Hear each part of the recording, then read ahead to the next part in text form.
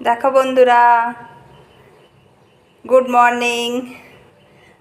आज के दुपुरेर मेनुते आछे मटन कषा।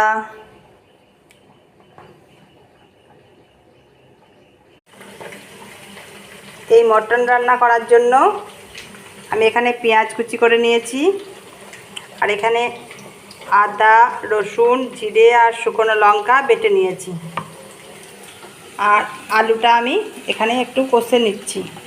লাল লাল করে ভাজা হয়ে গেলে আমি এটা তুলে নেব। আলুটা তুলে নিলাম। আলুটা তুলে নেওয়ার পর এখানে আমি তেলের মধ্যে একটু পাঁচ ফোড়ন দিলাম, একটু গোটা গরম মশলা দিলাম। সব একটু গরম হয়ে গেলে পেঁয়াজগুলো আমি তেলের উপর ফেলে দিচ্ছি।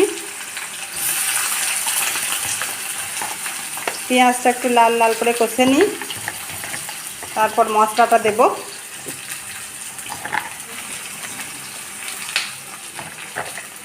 পেঁয়াজগুলো লাল লাল করে ভাজা হয়ে গেছে একটু।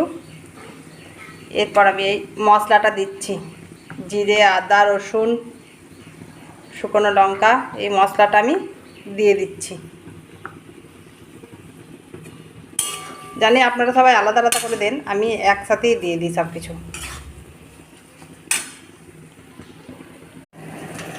মশলাটা দেওয়ার পর হলুদ নুন আর সামান্য পরিমাণে একটু মিষ্টি দিয়ে মশলাটা নাড়তে লাগলাম।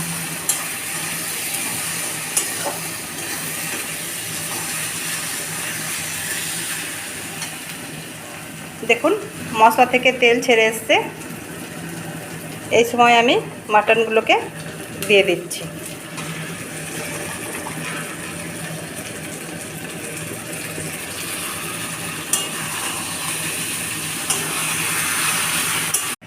তিরিশ মিনিট ধরে ভালো করে একটু কষে নিতে হবে, ঢাকা দিয়ে দিয়ে একটু কষে নিচ্ছি।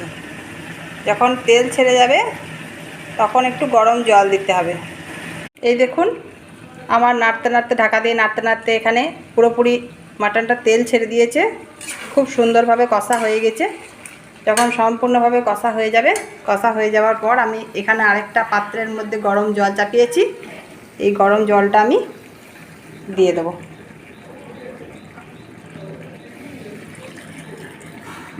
একটু একটু করে গরম জল দিয়ে নাড়তে থাকবো।